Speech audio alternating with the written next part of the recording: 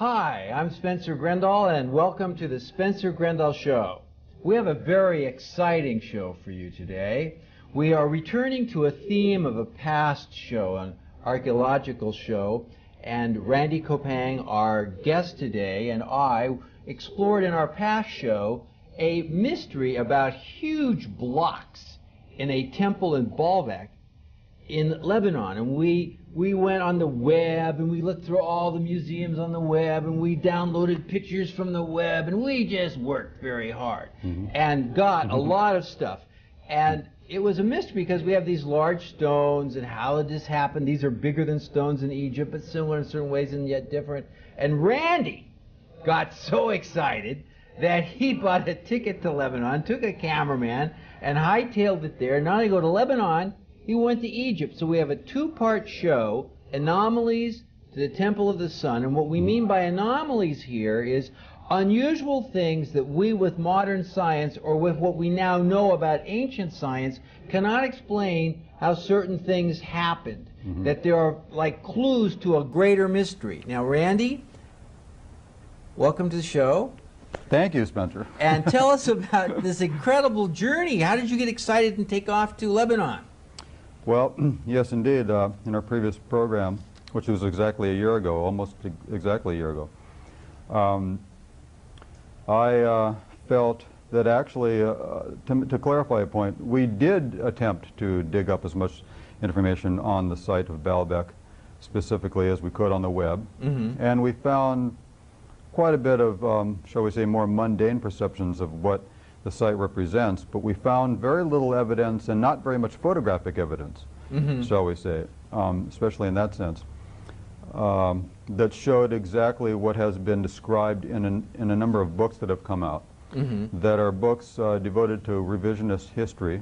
Well, there's a number of people, and more of them all the time, writing books and doing a lot of very good research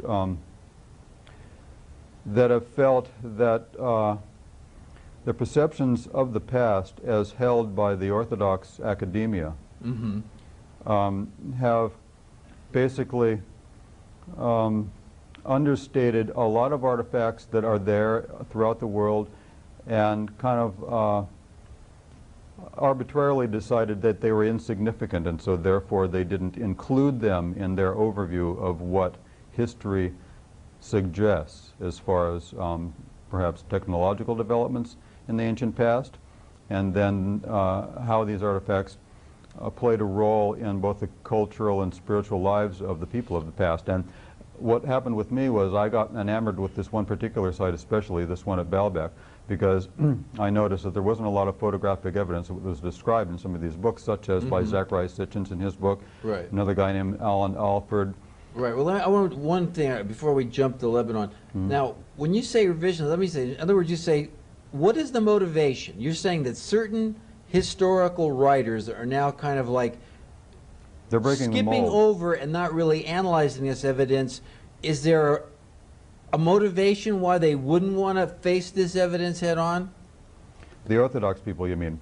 Well, in terms of the new authors, they're feeling that the old mold of historical reckoning has to be broken, the mold of that, and because basically it has developed into a dogmatic bias in terms of how to analyze and interpret history.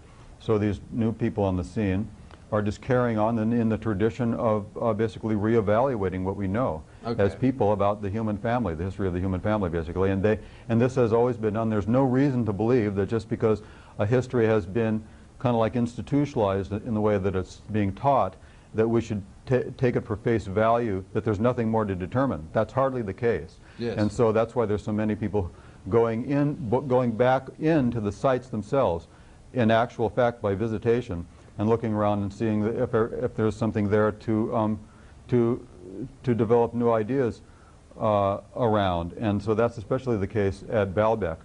And I'm going to show you some films that we took. Well, tell us about your journey, then we'll show the film. Now, you took off from LAX. How did you get there? Yeah, we flew actually directly to Lebanon. Baalbek is in Lebanon. It's in north central Lebanon in the Beqaa Valley. And we had no trouble going there. And you went with a cameraman, you brought back some video. Yeah. You want to give any background on this video, or we want to look at it and have you talk over it? How do you want to work this? Well, what I thought I'd do was, in terms of furthering my research as background material for this film clip we will show, I will perhaps read or elaborate some ideas about the history of the site to show that there is there is a degree of continuity with respect to the history that's written about the site and the anomalies that we're going to describe. And primarily that focuses on the two walls of a temple there, which was built by the Romans, beginning around, I believe it was begun in around 60 BC and continued to be built for approximately 300 years. It was never completely a fully realized architectural construction. But the remarkable thing, as you see right here, these blocks in the middle, the Romans built upon these blocks, the large ones there. And you can see that the lack of continuity in the foundation stones of this wall. Very clearly, it was as if the smaller blocks at the far right and at the top were added on. Yes, you can see that very clearly. Now the history of these blocks that you see go back into time immemorial. And as a matter of fact, I'll read from a book written by the curator of this site for 37 years, named Michael Aloof. He says that the tradition states that the fortress of Baalbek, this is not the fortress, this is the temple, known as the Temple of Jupiter, built by the Romans generally, that's what it's known as. But the tradition states in the town, in the area, in Lebanon, that the fortress at Baalbek, which is nearby on Mount Lebanon, is the most ancient building in the world and was built by Cain, son of Adam, in the year 133 of the creation. Wow. And then another... Now this is another example here of the above is the Romans, and the kind of the rough stuff is the older, going back to the time of Cain. Well, that's pretty far back. That's what the tradition says. I mean, that's the Adam and Eve. Of course, I don't believe that. And the revisionist historians are going back and saying, let's listen to these traditions and give some serious consideration to why these people say these things, and not presume that they've just made it up or created a myth for the sake of creating one, right? Now, is this that big? The big these blocks in that one's the ones on the very top, right? They're known as the trilithon, and they weigh over 1,100 tons. So the remarkable anomaly is that how these could have been moved. 1,100 tons, one block. Precisely. You can see how precise they're mounted there. Look at that stuff. That's amazing. Exactly. Now the point I'm trying to make here is that the history shows that into time immemorial, this site has been recognized as, in one way or another, in one form or another, being constructed in this site. And it goes back actually into the whole story of Genesis.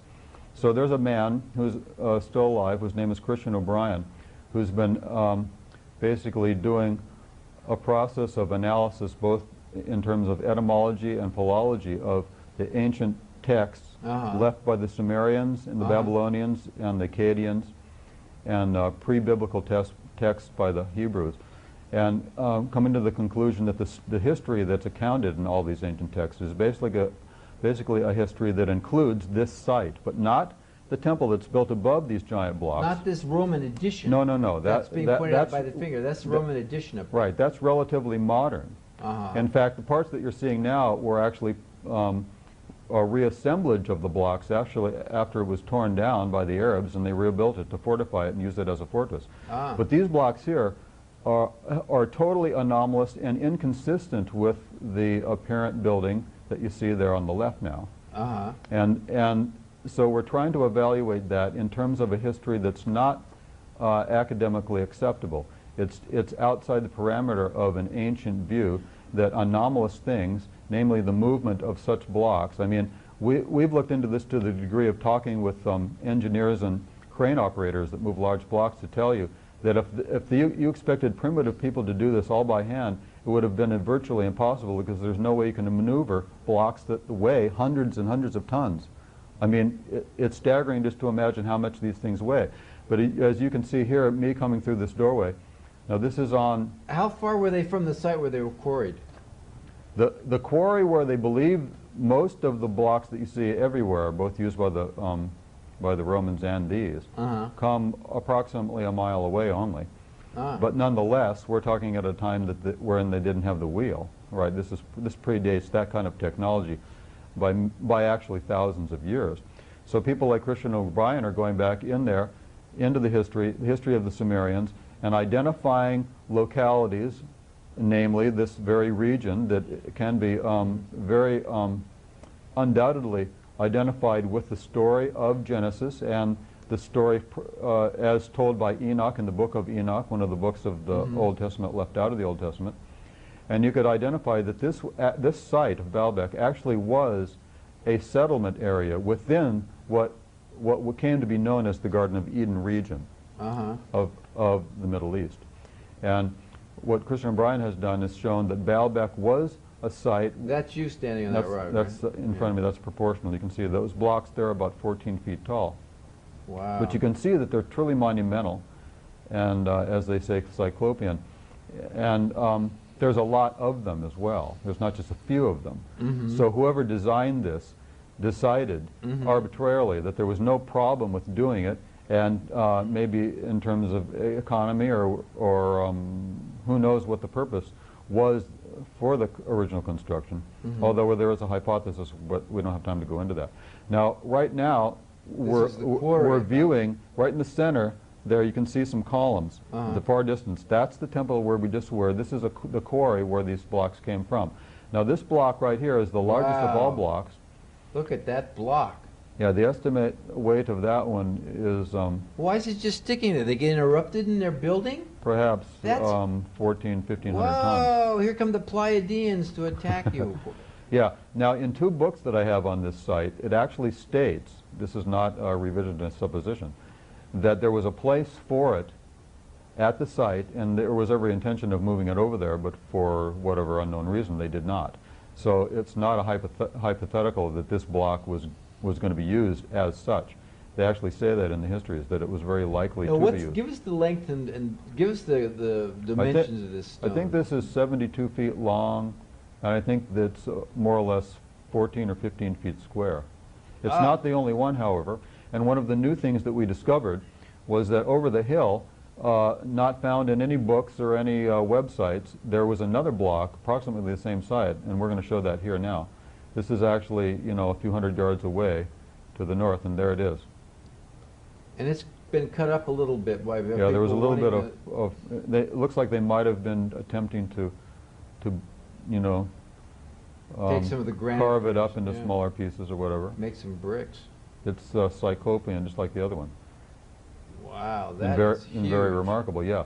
So the question is, why would people build with such large building materials that would seemingly be so illogical to use, given the size and the magnitude of what it would take to move them? The gravitational forces alone on such objects would seemingly preclude them getting it over there in one piece without killing anybody in the process. And yet, not only did they do it, they did it with expert precision when they placed them in there.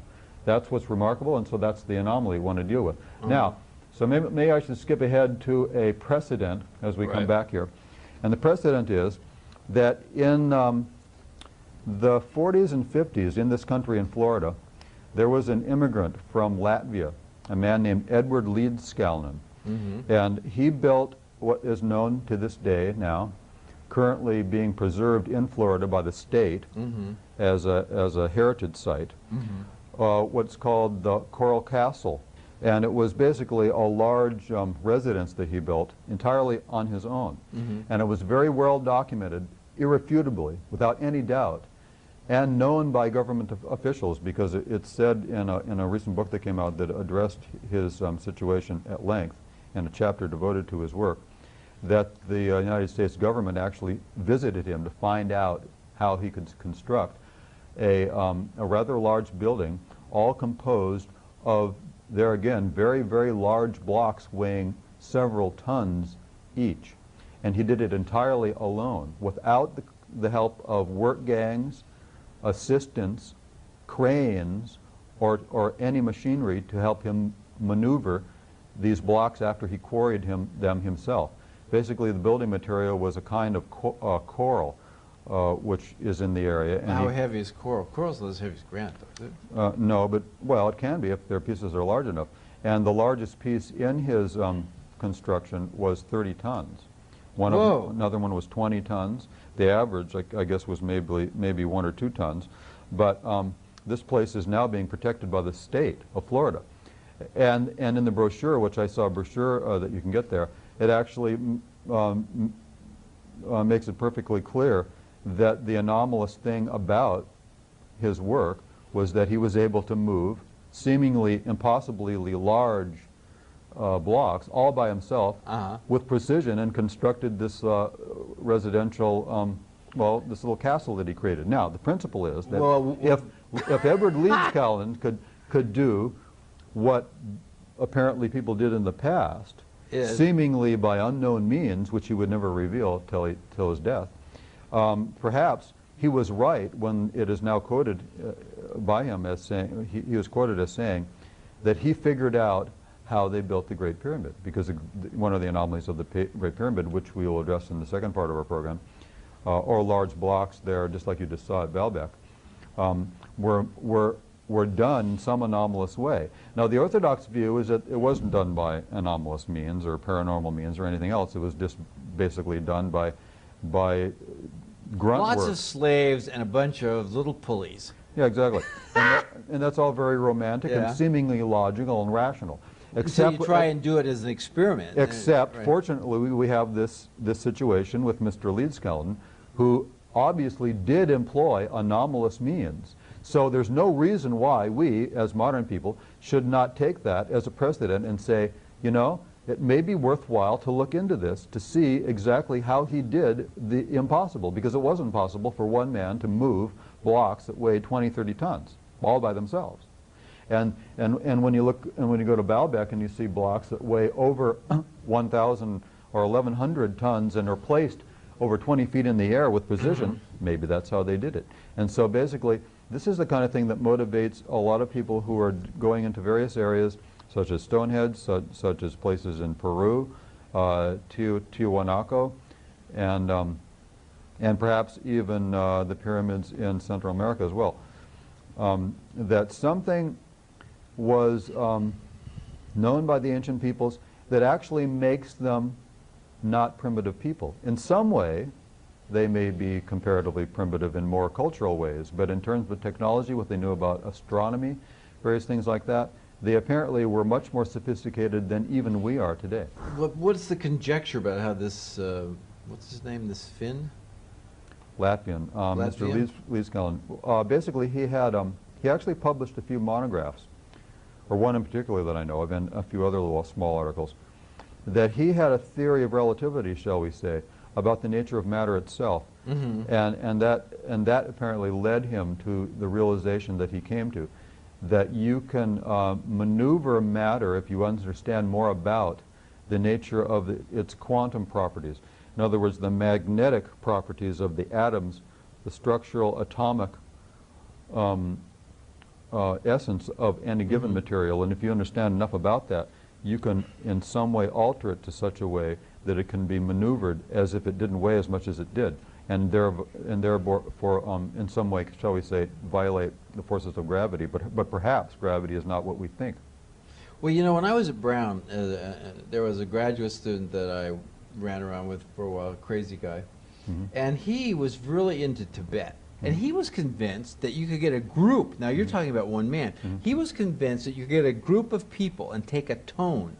And with a tone, you could actually come by a tone to the tone of this mass. So if you got your tone of monks, you know, and you keep working on the tone of that mass, that when you hit the tone of the mass's gravity is released for a moment, and it's like a balloon, and they would just float these things up. He was convinced of this, and it was very interesting talk with him, because it is a very captivating idea that, that the mind itself is in fact the most powerful tool on the planet.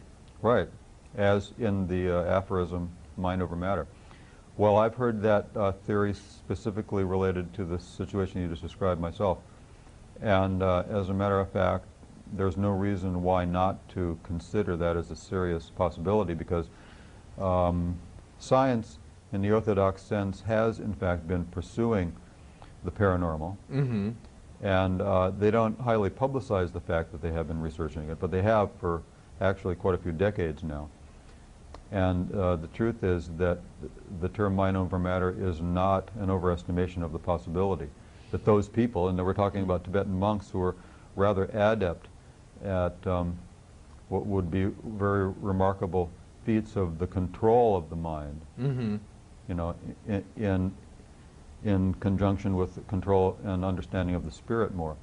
And it's perfectly within the realm of possibility. Now for the rational skeptic, since they haven't seen it done, then they would be inclined to not even to consider it as a possibility. But what I'm saying is that the revisionist historians that are coming up and making their mark now in more or less revising and redefining the history that we've known, they are open-minded enough to consider such things in light of the type of thing that we see at Baalbek, in light of the thing that we see at on the Giza Plateau. Let me get it this way.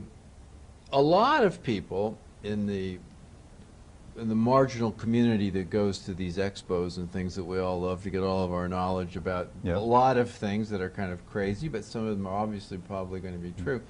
The question is, since we have this character who did this, this would kind of take the pressure off us looking at an extraterrestrial. But it could bring us to a group of men, or like just before we started the show, I was talking about in the Bible, Abraham at the the beginning when he first was separating himself from the rest of the tribe and starting his own belief in God in his own little tribe of Judea, he went to a place to have a meeting with these giants. Huge men, of which finally David and Goliath is probably one of the remnant stories of this group of men. The question would be, and we're running out of time in for this part, but could it also have been that it was a group of people who, for one reason or another, they're not recorded in history, but we have whispers of them in the Bible, and we have whispers of them in Chaldea, and we have some whispers of this group of people in Egyptology? Well, as a matter of fact, in this same book that I quoted earlier by the former curator at Baalbek for 37 years,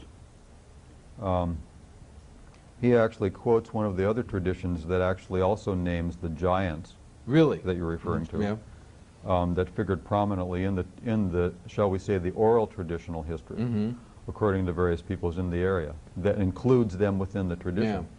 And so what we're trying to say is that we shouldn't disregard this term. Now, perhaps giants is a metaphorical thing for a level of intelligence in beings or people that would be seemingly anti-evolutionary in the sense that perhaps people were more evolved in various levels of human potential than we would have expected based on the mechanical model of, apes becoming human-like and then becoming human, and then we make a great leap and we have this great intellectual capacity. Really what the revisionist history is suggesting is that actually the potential for human development has exceeded where we are today, but many thousands of years into the past. Yes, and let's take this as the next step to the next show. Okay. And we looked at what was a temple at Baalbek, Baal being one of the gods of the sun and the wind, and played a very real part in the Old Testament as well. As they worshiped Baal when Moses came back down, and now we have this temple in Lebanon that we've looked at, these huge stones of 1,100 tons. 1,100 tons. And in our next show, we're going to move now to Egypt and follow Randy Kopang and his wild escapade into the mysteries of the past.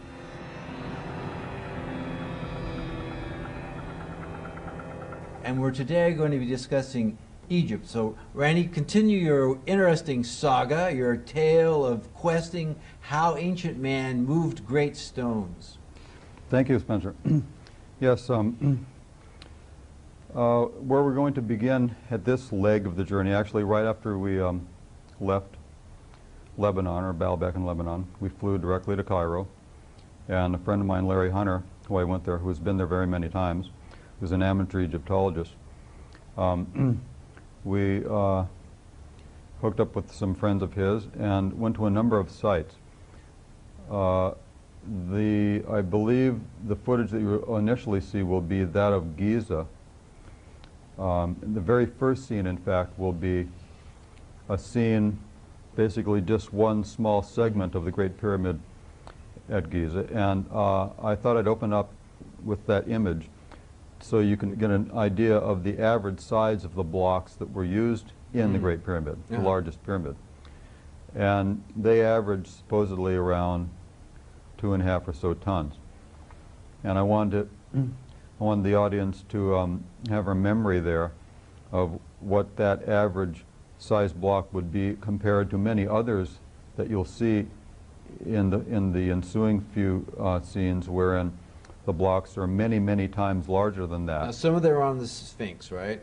Well, no, not actually on the Sphinx. They're near by the Sphinx, adjacent to the Sphinx. And actually, a number of them are, I believe, near what has been identified as a mortuary temple in front of the second pyramid. Yes. And the other thing we're going to be looking at is looking at the theory that so many people advanced. Well, they had these tools and have enough slaves that these little copper tools, they could carve these rocks. And we're going to have a roll-in of an expert showing how the copper tools that they have in the Egyptology Cairo Museum, excuse me. In the museum, these tools just look pretty futile compared to the rocks. So there's this big, and yet everybody's, oh, you get 80 million slaves, some of them Jews, white little Jews, and they're going to make these rocks. I don't buy it. So we're going to see that. Should we roll it in now and talk over it, or you have more prep? Well, let me introduce that portion of the footage in the sense that you're not going to know who that is unless I kind of prepare you for now. The person that you will see, kind of interjected in the footage that I brought, is from a presentation given by one of these revisionist authors that I referred to in the first program. These numerous people who are writing this alternative, shall we say, hypothesis on the ancient history. And his name is Christopher Dunn. And his book is titled The Giza Power Plant. It's been out for about a year. And he is a 30-year engineer and machinist who is applying his knowledge to the evidence in Egypt, around the pyramid and at many other sites throughout Egypt, in fact, that shows the signs of not actually handwork done with seemingly primitive tools that are limited to copper. But actually he shows unequivocally in some cases that there was obviously some kind of more highly developed technology well in advance of the ancient primitive means of people who were doing this basically 3,000–4,000 years ago. And therefore, my contention is that that's anti-evolutionary, at least in terms of the evolution of technology. If we consider what we are doing today with all this technology here making this show, is the end of an evolving, sophisticated process. So how could it be that 3,000 or 4,000 years ago they had what apparently seems to be some type of machinery? I like that term, anti-evolutionary, because what you're saying is, like, here we have the history of everything, and right in the middle of the lizards is a mammal. How did that happen? Well, these lizards were pretty smart. A couple of them got in the sun, got hot-blooded. So you're saying that really, to have this kind of really fine stonework is actually anomalous to the whole accepted pattern of the tools and the trade skills that we can identify through the other archaeological evidence. Is that a fair summary? Yeah, it's totally contradictory and therefore seemingly anomalous that we would have evidence that it's not consistent, it's incongruent, it doesn't seem to fit in the sense of presuming that technologically the Egyptians actually would be more accurate to call them the Cometians, because Egypt was only called Egypt by the Greeks. The term for Egypt is actually called Kemet, and it would be more accurately to call them Cometians. that they were primitives in terms of technology. I mean, the pharaohs themselves were calling themselves commissions. They weren't saying, Yeah. "I am an Egyptian pharaoh. I'm a commission pharaoh." Yes, Now that's they that did. just blows my mind, because I think I took some pretty good history classes. No one brought that out. No, of course not. But you see, this is the way knowledge is filtered. Yeah. By only giving you one variation on an approach to identify a people and what they were like. It's basically it becomes a knowledge filter, and it's a bias, and that's what the revisionists are trying to basically counter. And there's no reason why not to, because we're trying to be fair and unbiased in the sense that, hey, listen, there's obviously questions here. No one has answered all the questions. Hardly, in fact, they've basically, well, to quote I.E. Edwards, here I'll even read this. I.E. Edwards was one of the most renowned, famous expert in the Orthodox sense in pyramidology and Egyptology, and he was the curator of the Egyptian collection at the London Museum for many years. He's now deceased. But in his book, Pyramids of Egypt, he said, I will quote, "It must be admitted that pyramid construction is a subject on which the last word has certainly not yet been written," and that's the whole point why we're here. All right, well, let's go to this tape then. I want to say, there's an easier way to say this. In the words of Joe Friday and Dragnet, we, the revision, we are just interested in the facts, ma'am. Just the facts. Just the facts. Okay, and these facts are being covered up. All right, let's start. Giza Now there you Plateau. go. That's the average block at the Great Pyramid right there. And you can see that they're a good size and therefore difficult to move around. But Mr. Leedskalnin, as we referred in the first program, must have figured it out, because he said he did figure that out, how they move them into place, because he did it himself. Now those blocks there are estimated to be in the hundreds of tons. Exactly how much we don't know, but from left to right, that's one block there. That's in front of the second pyramid. This is also nearby that one that you just saw, in I believe what they call some kind of a mortuary temple or whatever, in front of the second pyramid. That whole scene was one block. Here are a couple of blocks. They're very, very large. This is just a more series of large blocks that we're showing comparatively. This kind of rough masonry hewn Yeah, this is the end of one, kind of at the width, and in a minute you'll see that's how long that block is. That's probably one of the ones that they estimated to be 200 tons. Those are rather large. Those are limestone. limestone. Now here are the tools. Okay, this is what we And want to these freeze are in this- the Cairo Museum. Yeah. They're made out entirely of copper, and you can see that they're rather seemingly primitive and simple. Simple. These are the tools that made the pyramid in the Cairo Museum. So Christopher Dunn will actually demonstrate in a moment, as we show him, demonstrate what it will be like to use a copper chisel when applied to a piece of granite. That's actually what he was going to demonstrate The here. use of copper chisels that have been actually hardened by hammering, or work hardened. And I brought with me today a copper chisel and also a piece of granite. If you don't mind, I can. Please. I would have you hold this.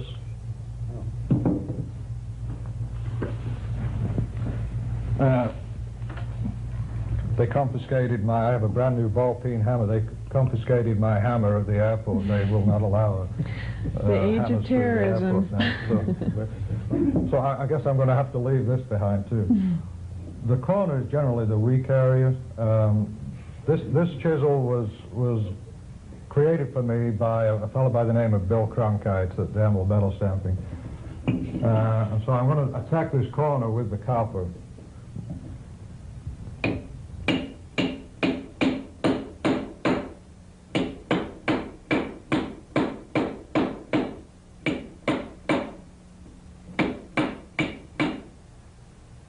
You go, guy. Next chisel.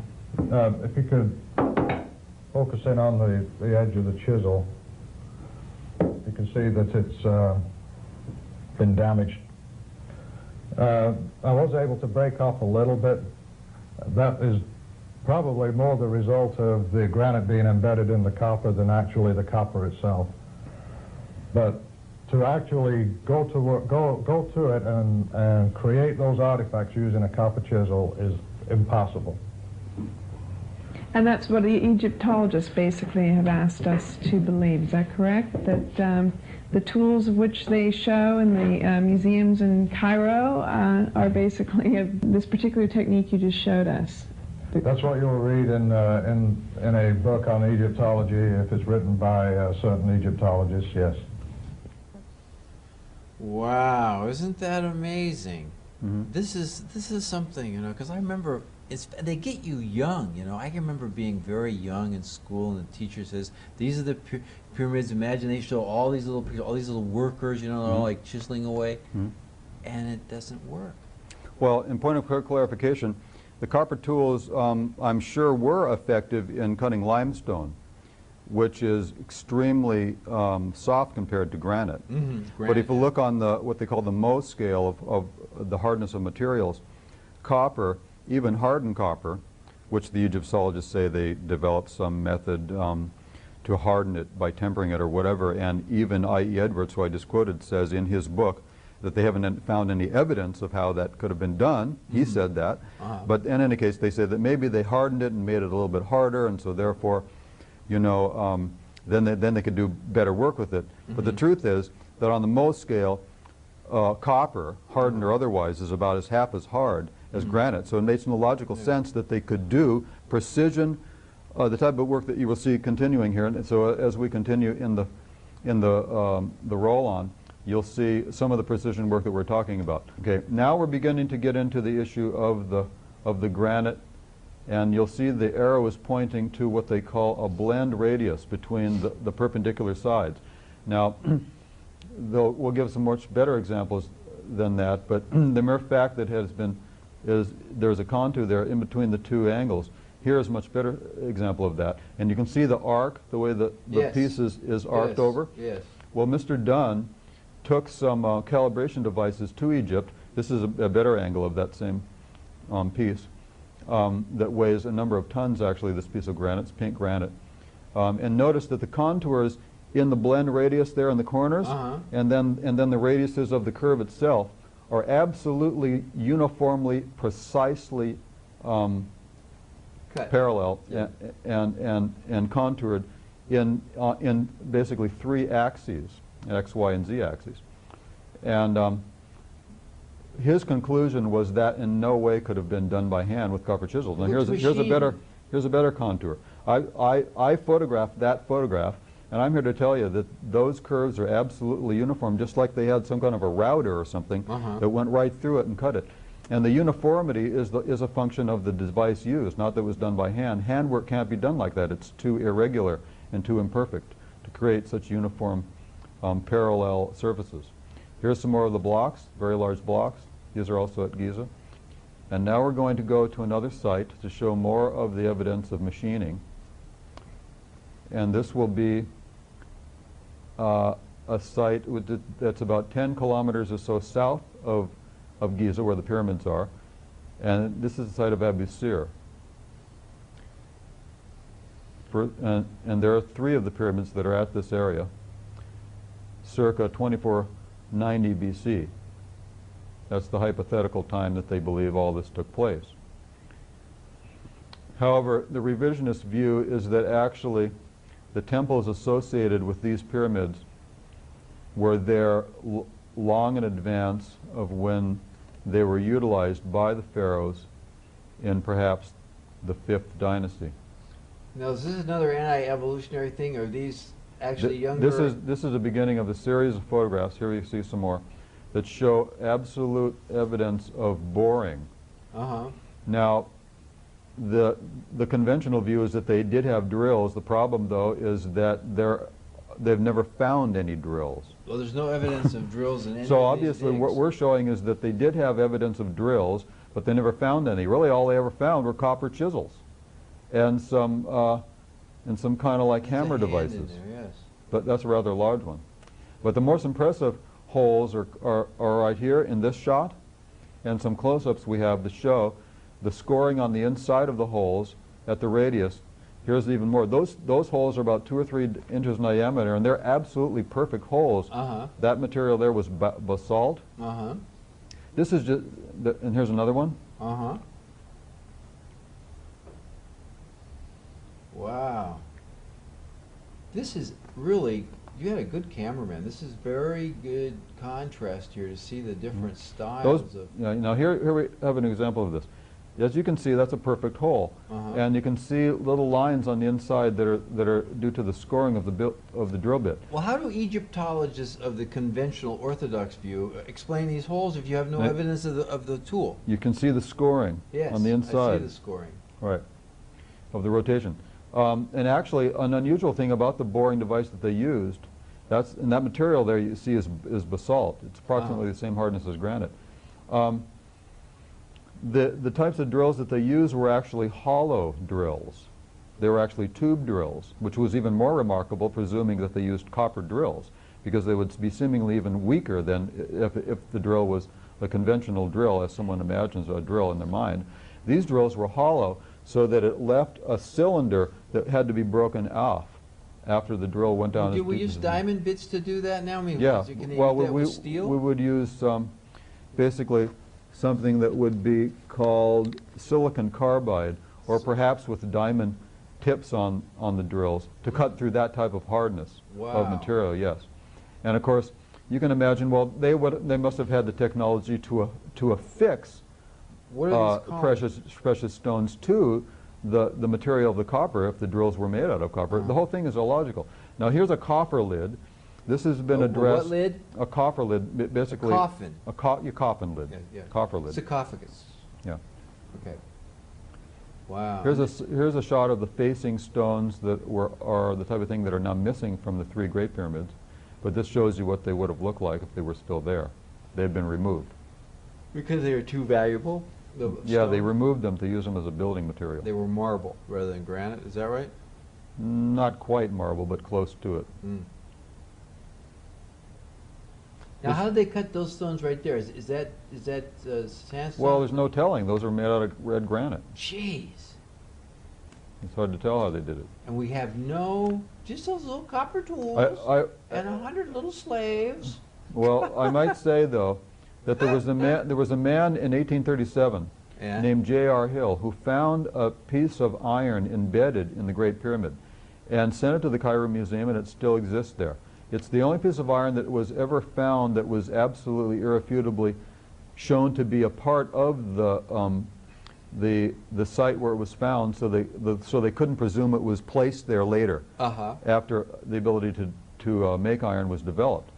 But actually, where Mr. Hill found it in 1837, it was emplaced between some of the blocks, I believe somewhere in the Great Pyramid, and therefore must have been there when the pyramid was constructed, and they didn't refute that.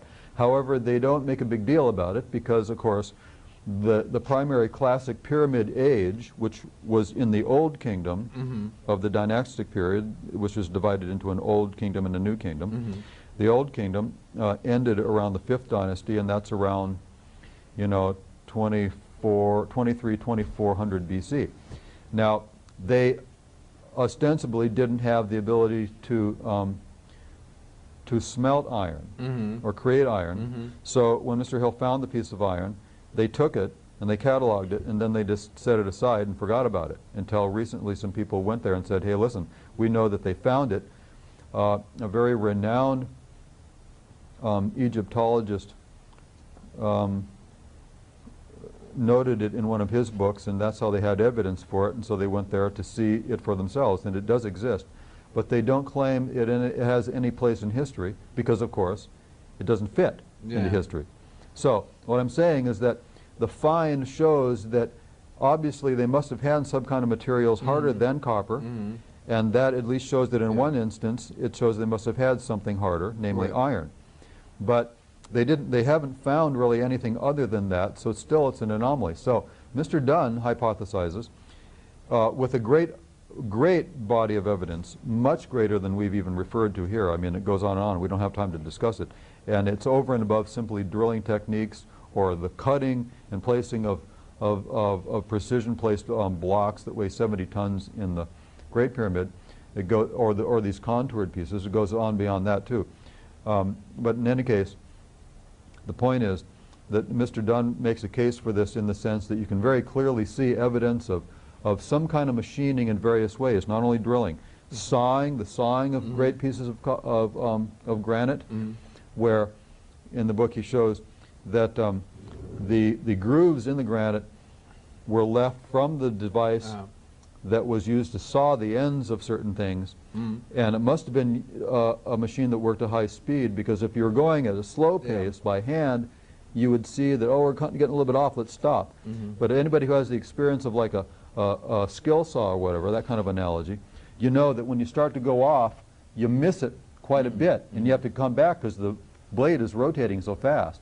And so it's difficult to get it back online, and to avoid going further, you almost can't because of the momentum of the machine. And that's the kind of evidence he's found to show that it wasn't done by handwork. It must have been done by some kind of a machine, wherein the cutting process was being done rapidly, much more rapidly than could possibly have been done by hand.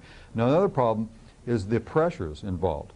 When you're working on these materials like granite and diorite and basalt, the pressures that would have been involved to drill holes that are that big around would be extremely large in terms of pressures to bear down. How could a single man, bear many, I mean, God knows how many thousands of pounds per square inch to get it to go through there? See, these are the anomalies that we're talking about.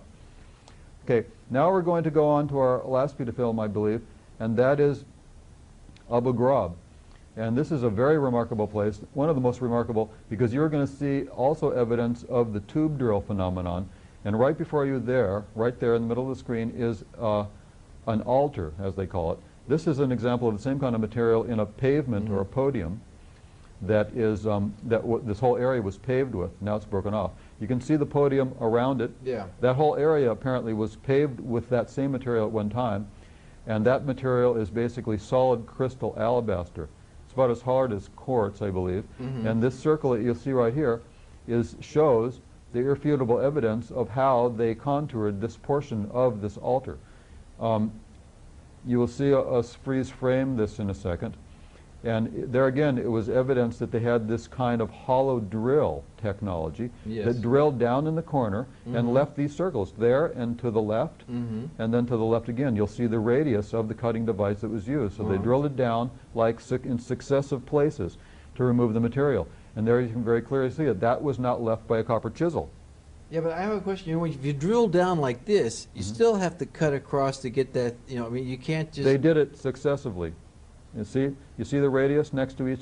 See, there's another one next to the other one on the right. Yeah. See what they did? They went like, they did one, then they moved over the approximate radius, and then did our diameter, and then they did another one, and then they did another one. That's the way they did it. Then they had some method of polishing. See, there's another. They had to have some method of breaking it off at the bottom. You see there? There's another scarring. Or cutting it at the bottom. Yeah. Because even though you make all those little can cuts, now we've got about 3 minutes here to go. How much longer we got on the tape here? Just probably a couple more minutes. Okay, because we have a sample of that. Yeah, we're going to show a sample of that material. I brought it back. That he got at the site. And the whole, imagine a whole, how large an area would you say was made out of this crystal? Well, this originally? This altar is about 4 feet high and about, I don't know, maybe 9 or 10 feet in diameter. It's solid, 100% solid, as you can see. Wow. They say that it's alabaster. In any case, it's some kind of solid crystal, extremely hard. I would say even harder than granite, which is almost entirely quartz. But it's remarkable that they got this material, and then they used the same material as a pavement upon which to place this altar. Yeah. So there again, they had extremely hard material to deal with. Where did they quarry this stuff? I don't know. I've never heard any references to where the quarry was. Okay. Well, we're now only down to 1 minute, so we should probably fade from the roll-on now so we can show the stone that we actually have. Yeah, we have a piece of this. So Tim, if we come here, here is the stone. They actually had that something would be 4 feet. See all the little veins in it, and that. It would be a larger, that's a small piece that had fallen off, was lying on the ground.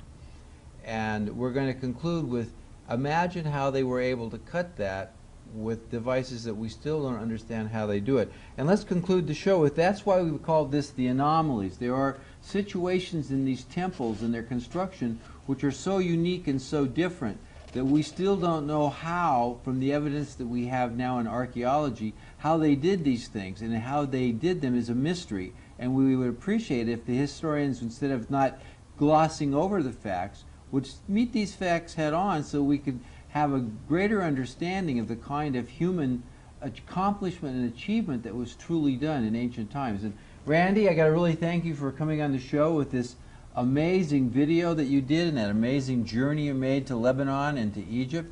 And really thank you very much. It was really a great adventure. And stay tuned. We'll have more adventure with Randy to come, I'm sure. He'll be off on another adventure soon. That's right. Thank you.